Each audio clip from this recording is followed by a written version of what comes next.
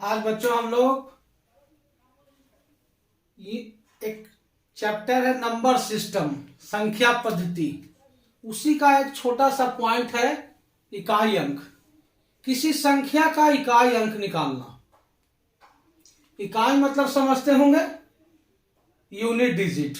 Right से first. जैसे मान लिया जाए कि कहा जाए कि इकाई अंक निकाले, इकाई का अंक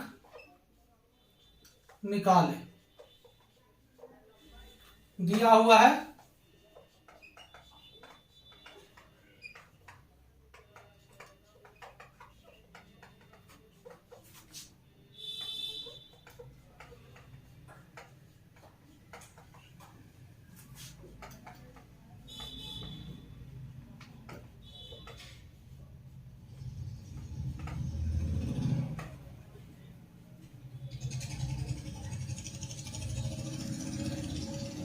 कुछ बेसिक्स हम लोग क्वेश्चन से क्लियर करते हैं।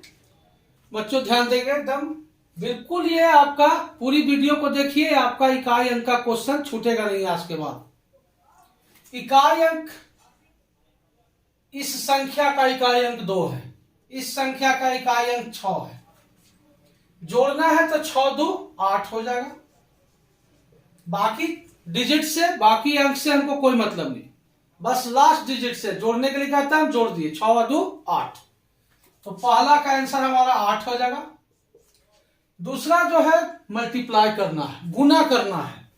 आप यहां पे देखिए लास्ट इकाई अंक एक संख्या का 0 है, तो ये तीनों संख्या का गुना करने के बाद इकाई का अंक चाहे कुछ भी हो, अगर हम 0 से मल्टीप्लाई करेंगे तो 0 हो जाएगा। तो यहां पे 0 हो गया।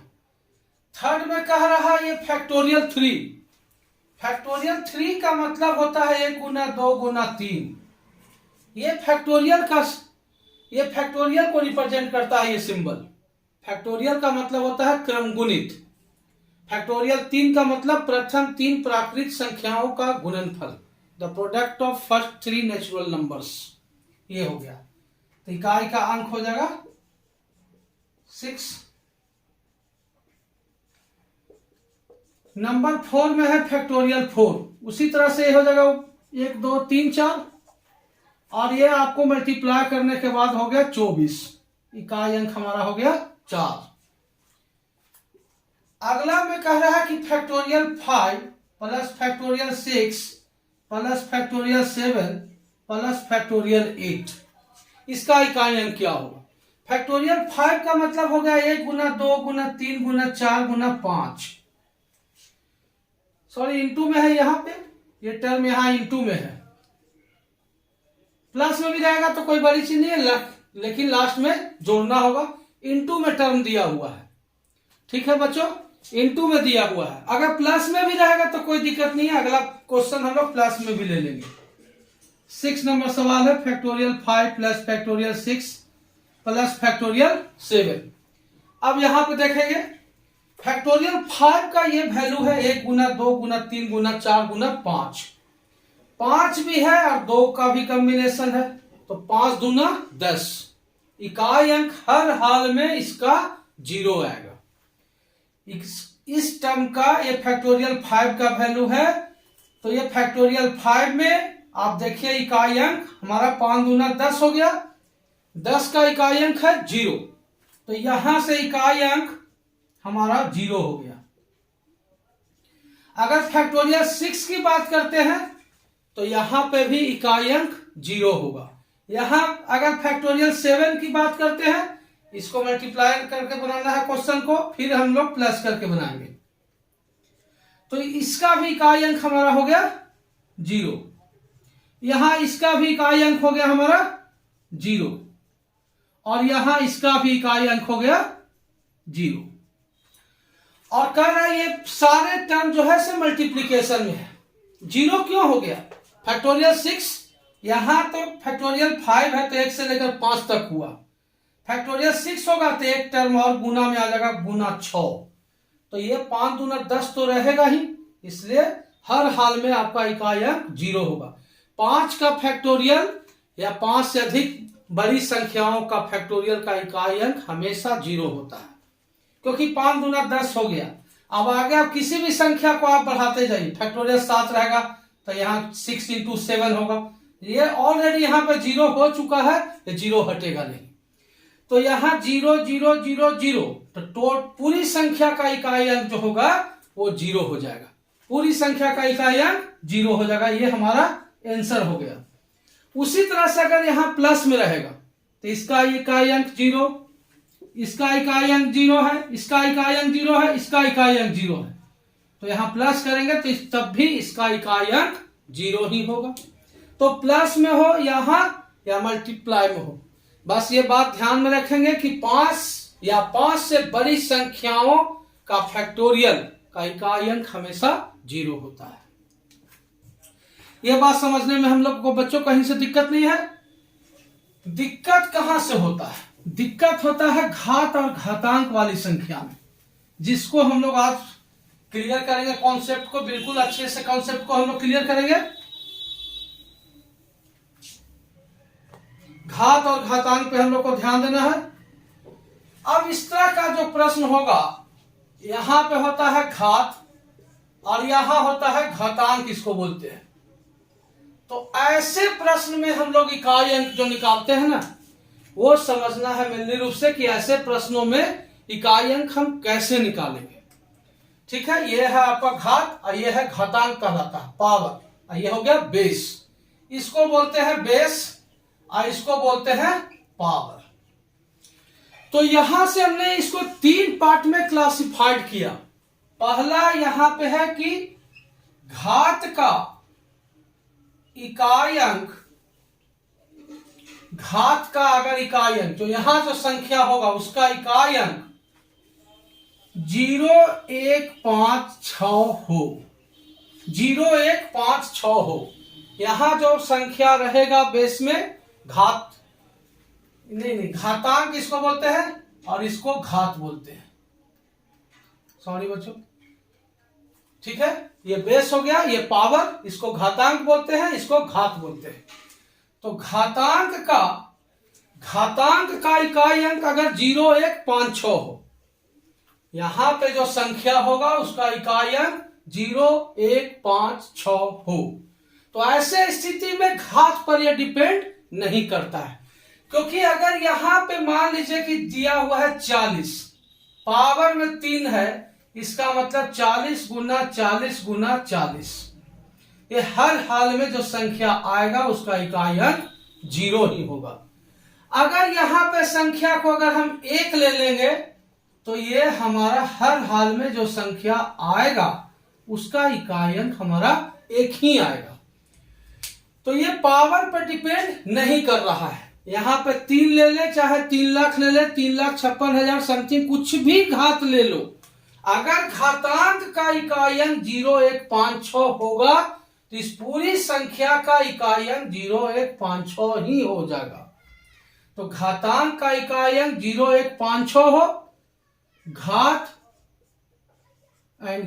कुछ भी हो, घात कुछ भी हो, ये पावर चाहे कुछ भी हो, यहां पे जैसे संख्या देखे उसका इकाई अंक अगर 0 1 5 6 ये 4 में से कोई भी हो, तो संख्या का जो ये पूरी संख्या का जो इकाई अंक होगा, इस पूरी संख्या का इकाई अंक क्रमशः 0 1 5 6 ही होगा। ये चेंज होने वाला नहीं है। जैसे मान लीजिए कि यहां पे 6 रख देंगे, यहां पे यूनिट डिजिट 6 रख दिए,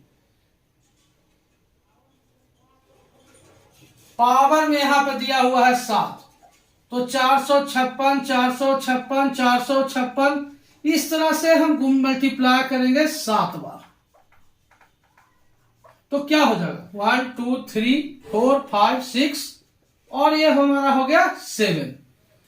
तो ये दोनों को मल्टीप्लाई करेंगे 6 6 36, 6 ही है इकाई अंक, फिर 6 6 36, फिर 6 है। तो इस तरह से जब भी हम मल्टीप्लाई करेंगे तो हर हाल में मेरा इकाई अंक 6 ही होगा। तो अगर घातांक का इकाई अंक अगर 0 1 5 6 होगा, घात कुछ भी हो, पूरी संख्या का इकाई अंक 0, 1, 5, 6 ही क्रमशः होगा। ये हमारा पहला ये पॉइंट था। सेकेंड पॉइंट अब हम लोग देखते हैं। 3 पार्ट में हम लोग इसको क्लासिफाइड करके समझेंगे आज।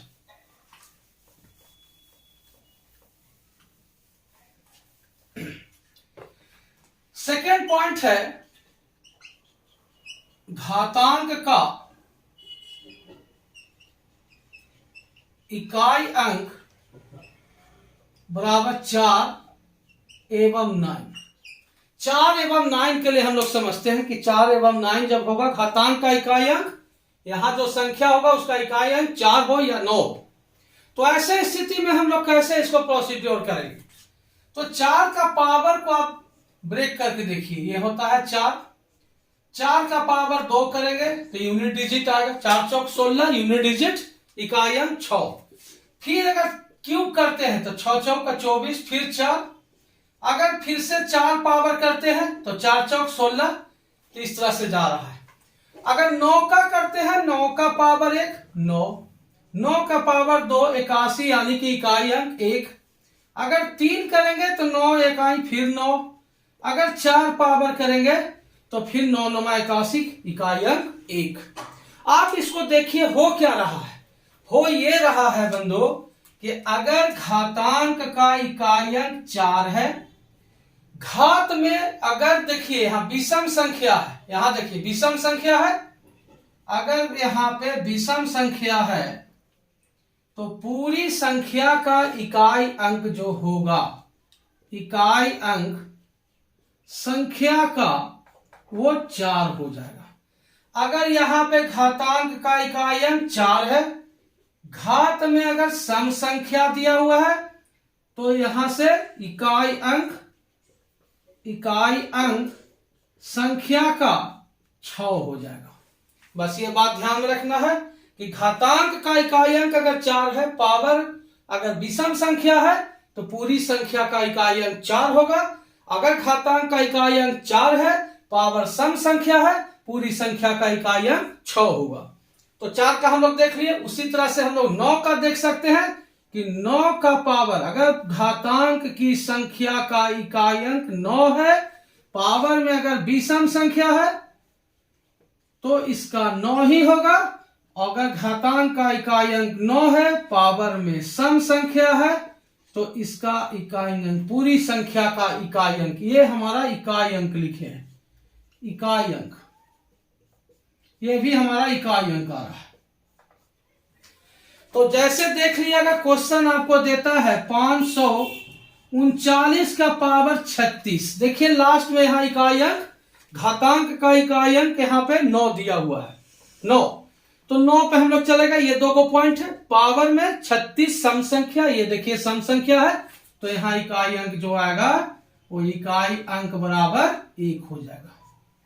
अगर यहां पे सम संख्या के जगह पे विषम संख्या होता, इकाई अंक मेरा 9 हो जाता।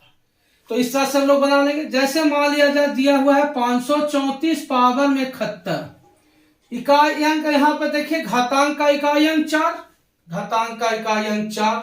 ये 2 को पॉइंट है, पावर में विषम सम, पावर में यहां पे विषम संख्या दिया है, संख्या का इकाई अंक आएगा 4। तो यहां से आंसर हो जाएगा इकाई अंक बराबर 4। ये हमारा निकल गया इकाई अंक 4। तो हम लोग 2 पॉइंट देख लिए। अब हम लोग को देखना है कि घातांक का इकाई अंक 2, 3, 7, 8, ये 3, 4 जो क्वांटिटी डिजिट है, इसके लिए हम लोग को समझना है थोड़ा सा, इसमें पर हम लोग को ध्यान कंसंट्रेट करना है। तो ध्यान देंगे बच्चों, पूरी वीडियो को अच्छी तरह से देखेंगे, लास्ट तक देखेंगे, बिल्कुल एकदम समझ में आएगा।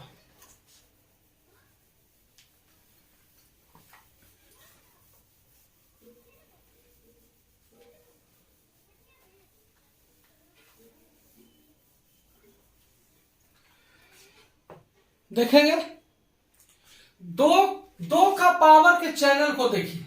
2 का पावर 2 होता है, फिर 2 का पावर 2 4 होता है, ये 8 होता है, फिर 4 हमारा 16 हो जाता है, फिर 2 के पावर अगर 5 करते हैं तो 2 आता है। इकाई अंक लिखता जा रहा हूं, 16 का 6 लिख दिए, 32 का 2 लिख दिए, 6 64 का 6 लिख दिए, 7 का 128 का 8 लिख दिए। फिर 2 के पावर 8 जब हम लोग करते हैं तो 256, तो 256 का इकाई अंक 6 होता है। तो यहां से देखिए 4 4 का सीक्वेंस में जा रहा है, 2 4 8 6, 2 4 8 6।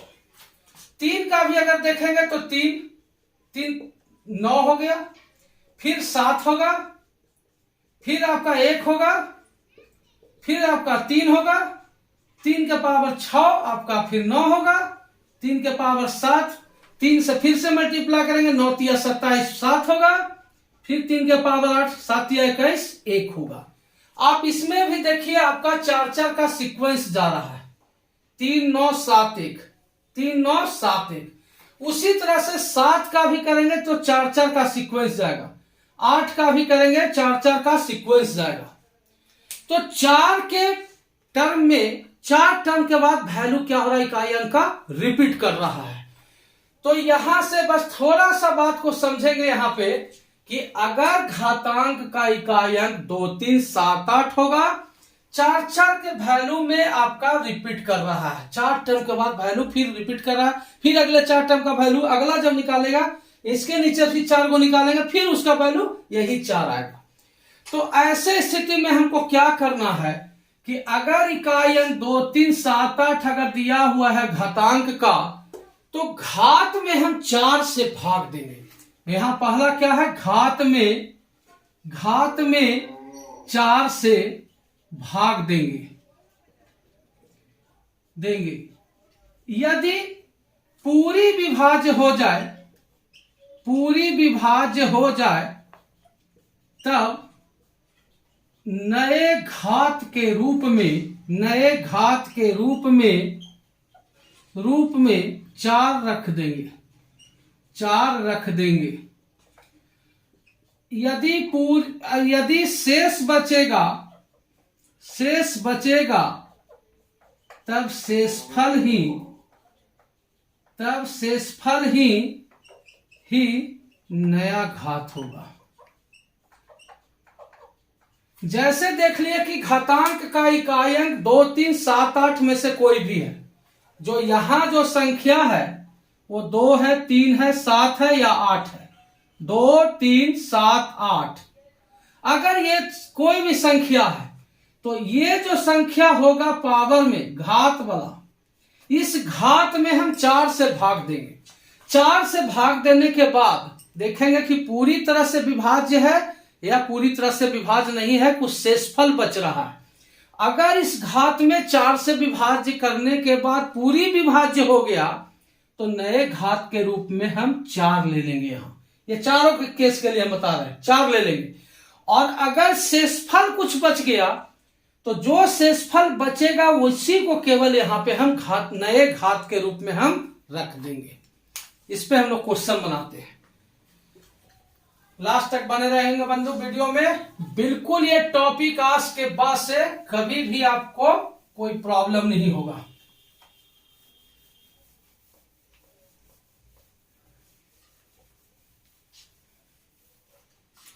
जैसे अगर मान लीजिए कि आज फॉर एग्जाम्पल अगर यहां पे कहता है इस तरह से दिया हुआ है, जैसे यहां पे देखिए एक सवाल हम लोग ले लिए, दूसरा है क्वेश्चन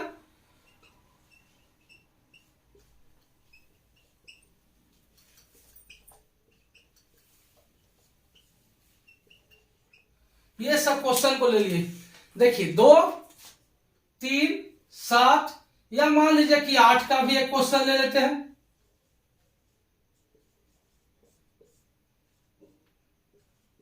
इस तरह से ले लिए। तो ये जैसे देखें कि 2 3 7 8 में से कोई है घातांक का इकाई अंक, हम घात में 4 से भाग देंगे। 4 से भाग देने के बाद देखिए ये पूरी तरह से कट रहा है। तो पूरी तरह से जब कट जाएगा बंधु, बच्चों ध्यान देंगे, 4 से भाग देंगे पावर में। अगर घातांक का इकाई अंक 2 3 7 8 में से कोई भी होगा तो घात में हम 4 से भाग देंगे। 4 से भाग देने के बाद अगर पूरी विभाज्य होगा तो नया घात के रूप में हम 4 को ले लेंगे। तो 2 को 4 बार मल्टीप्लाई करेंगे तो 16 होगा। तो इकाई अंक हमारा आ गया 6।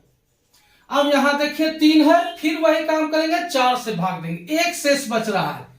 अगर शेषफल बचेगा तो जो शेषफल बचेगा उसी को नए घात के मिलेंगे।